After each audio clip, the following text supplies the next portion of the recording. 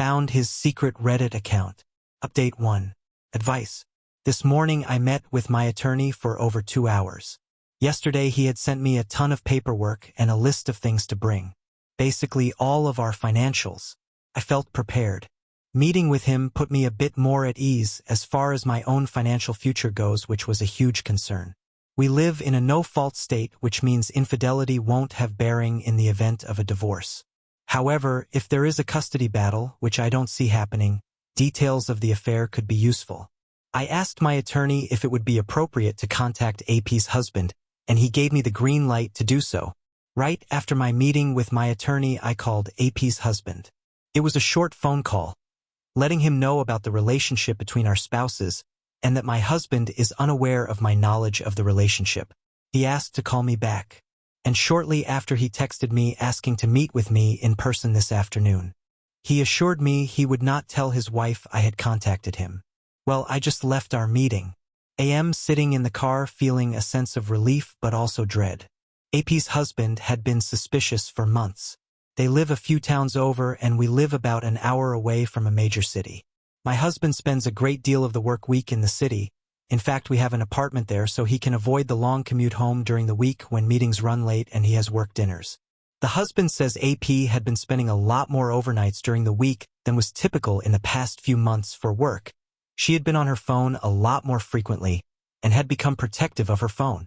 He saw a flirty text over her shoulder at one point and accused her of cheating. About 2 months ago, she had excuses. He let it go. The majority of their meetups were at our apartment. I told him their message exchanges proved this.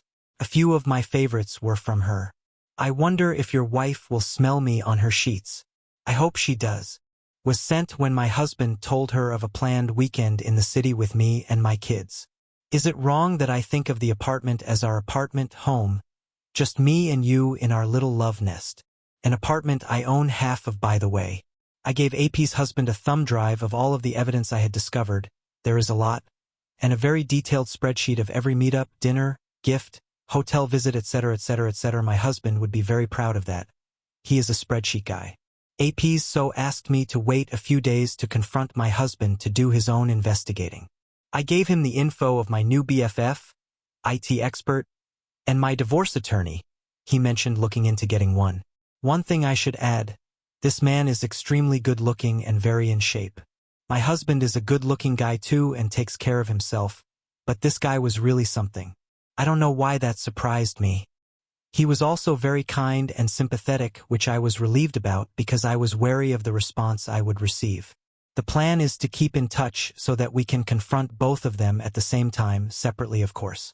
Found his secret Reddit account. Update 2. Advice. Spoke to OBS today regarding evidence found and logistics of confrontation. OBS had said at our meeting that he was going straight to divorce. Reviewing the evidence I provided to him and his own investigation eliminated any little doubts he had about divorce. My husband has been in the city for work since Monday and he comes home tomorrow. OBS and I are both confronting our spouses tomorrow night, at the same time but separately. A question that OBS had asked me was what was the one date time that bothered me the most. He said for him it was when AP said she was away in LA for work. Their son is asthmatic and had the flu while she was supposedly in LA and he was in the ER for over 10 hours with his son. She was actually on the city with my husband just 1 hour away. It obviously would have blown her cover to come home and OSB said he was blown away that covering up her own lies was worth more than being there for their son. For me, I think it was when we had planned a 3-day trip to tour my son's top choice of colleges and explore the city of that college. This had been planned out for a few months, but a few days before the trip my husband had a work commitment come up. In messages I found that AP also had a work commitment unexpectedly come up. My husband chose to spend those 3 days with AP rather than spend that time having a pretty amazing experience helping our son make a choice for his future. Yes, son got into this college and will be attending this fall. I'm a nervous wreck for tomorrow night's confrontation. Today OBS said, "We're on the same team, we'll get through this." I hope so. Found his secret Reddit account. Update 3. Venting. Me. Do you think we have a good marriage? Him. Yes, of course, why are you asking this? Me. You're happy in our marriage? You think we have a good marriage? Him. Yes, everything is great. You're scaring me. Why are you asking this? Are you not happy? Me. Right now, no, I'm not happy. I'm pretty fkangy miserable right now. Him. Okay. Me. I thought we were happy too, which is why I'm trying to figure out why you're cheating on me. Him. What? Why would you say that? Me. Because you're cheating. Him. How can you say that? Now I'm pissed. I would never do that to you. How could you say that? You know I would never do that. Me. I know you're cheating. Silence. Head in hands. Looking at floor. Then jumps off the couch and storms into our bedroom saying, I need a minute. After he returns about 10 minutes later. Eyes red like he'd been crying. First thing he says is, what do you know? I say, I know you've been cheating. I want you to be honest with me. He says, I'm sorry. I'm so fkangy sorry. Conversation devolves into me asking for details. He goes on to say it was just a fling, it's over. She meant nothing to him, it didn't last long, he doesn't know why he did it, he's sorry, he's so sorry, there were no feelings involved. Both of us were crying. I was crying a lot. At one point I say, I must have done something really terrible to you for you to do this. He says, you've done nothing. It wasn't about you. Me dash, what was it about? I don't understand, we have this beautiful life. There has to be a reason and I don't want to hear that you don't know why you did this. And this is what he said, which I can't wrap my head around. Everything with us was great. It's always been great. But I started getting attention from her and it just happened. I started thinking about the monotony of our life. There are no highs and lows. It just felt exciting, I guess. And once it started, I wasn't able to stop. It was like the adrenaline took over. My response was, let me get this straight. You started fking someone else? Sneaking around, lying, blew up our entire life because we were too happy. He admitted it sounded stupid saying it out loud, but it's just how he felt. I asked who she is. He wouldn't answer, he said she has a husband and kids and he didn't want to wreck that. What about our marriage, me, our kids? It says so much that you are choosing to protect her and her family over us. He said it's not like that. At this point I told him he had to leave, which he resisted at first, but I was literally breaking down and so upset and I told him I couldn't be around him. So he packed up, coming to me every few minutes to check on me and say, I'm so sorry. My brothers showed up as he was packing. I told him I already have a divorce attorney working on things, that he needed to get an attorney. This shocked him. You can't just decide on your own, we are done, we have to talk about this, we can work through this, there's the kids to think about. My only response was, seems to me you and AP's name already decided this for us. Don't worry. She's having just as shitty of a night as you are. This made my brothers laugh. And my STBX looked surprised at the mention of AP's name.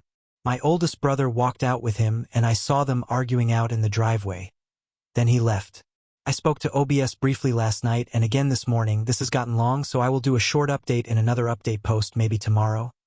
But as a mini update, AP is at a hotel RN. Found his secret Reddit account. Update 4. Venting. This morning we talked with the kids. Anonymous or not, I'm not going to get too detailed about the discussion to protect my kids' privacy. I feel it's unfair to dive too deeply here about their most vulnerable moments. Kids ages 14, 16, 17, almost 18. Beforehand, I had spoken to STBX about this talk, telling him the information my therapist gave me on the healthiest way to approach it. I told him that he should be the one doing the talking because, well, we all know why. He did not want to have this talk. Felt like it was too soon and, what if we work things out, it will just confuse them and get them upset for nothing. I then explained that 1, they will know something is up because he will no longer be living with us. 2, the only thing to work out going further is a co-parenting plan. He tried to engage in a discussion about us. I declined the offer and kept it about the game plan of the conversation about the kids. Sat down with the kids when they came home from my sister's house. My STBX started the discussion using the very vague explanation the therapist suggested. We are having problems. Can't find a resolution to those problems and think it's best for Dad to move out for a while, so it doesn't affect the kids. There won't be a lot of difference in our home life since Dad spends much of the week in the city and Dad will be able to spend time with them on weekends. Silence. from all three kids. Oldest, you're cheating on mom, aren't you? Other two chime in, stop, he would never do that. Arguing amongst the three kids. STBX says not one thing. Nothing. I ask them to calm down so we can talk. Oldest dash, everything's been fine. We'd know if you've been not getting along. You're cheating, aren't you? It has to be that. STBX is silent, won't say a thing. Me to X. You have to tell them. Silence. Me to kids, yes. All three start yelling and crying. How could you do this? Why would you do this? Are you getting a divorce? Lots of yelling and crying. I hate you. On and on and on. STBX. I know you're all upset. You have a right to be. I've let you down. But this has nothing to do with you. It's between me and mom. I think he might have said this as a way to let them know this isn't their fault, but it backfired. How can you say it has nothing to do with us? It has everything to do with us. My oldest called him a hypocrite, always telling us to respect women, lecturing me about how to treat my girlfriend and your FKNG around on mom. There was a lot more conversation, mostly the kids saying things in anger and STBX apologizing. When things calmed down, I told them that they can go to my brother's house, that I needed to talk to Dad privately. All my brothers and my sister and spouses had gathered at my brother's house, knowing I was telling the kids and thinking having their cousins around afterwards might be a support for them. Before they leave, my oldest says, Mom, he's not staying here, right? Like, he's not coming back here, right? I mean, there's no coming back from this, you know that, right? Once kids left, I told him he should pack more stuff while we are all gone. He said, don't you want to talk? I said, what else is there to say? I am FKNG traumatized having to sit and watch these kids go through that. Now, are you thinking of the consequences? Are the FKNG lows worth it? I told him to text me when he's gone, so I know he won't be here when we got back. Story 2. Found my wife cheating on me last night. Struggling. Hi, I tried posting this on another related subreddit, and it was removed. I read the rules here, and I'm very sure it doesn't violate any for this sub. Please mods, if you want to remove this, let me know why. I'm trying to find support for the turmoil I'm feeling, and I don't know who else to turn to but anonymous people on the internet. Anyway, here goes. I met my wife in 2011. I was DJing a social event at school and playing some 90s rocks. I was playing Third Eye Blind and my wife liked the song that came on. She talked to me, we bonded over our mutual love of the band, yada yada, we started dating. Fast forward to 2013, we got engaged and we took a trip and to celebrate. We have this memory we talk about a lot of listening to the whole Third Eye Blind catalog and singing along to all the songs together. We got married that year. Fast forward through our whole marriage, we had this thing where we would try to see the band as much as we could. We saw them whenever they were on tour, a total of 9 times during our 9 years of marriage. Last night, we were supposed to see them for the 10th time. If you're the math in your head, we've been married for 10 years as well. That's coming up in November, so I had this whole thing planned where we would go see the show, stay over at a hotel, have a romantic night. I get home from work on Friday, my wife is getting ready. She looks amazing. I see a text come on her phone. You know how the rest of the story goes, I don't even want to type it. She met some guy the night before when I was away for work. The part that killed me the most was she wrote that he needed to get condoms, and he's LOL. So I'm left wondering, did they even use any? What does it matter anymore anyway? After reading that, I just left the house and started for the concert. She calls me about 15 minutes later like, where are you? Oh, you know, just on the way to the show. What? Why? You know why. Think long and hard as to why I might be acting this way.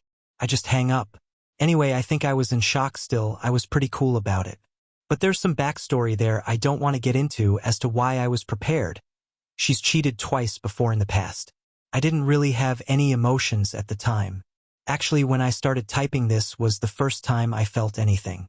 So she calls back and starts going through the motions. Oh, we are just friends.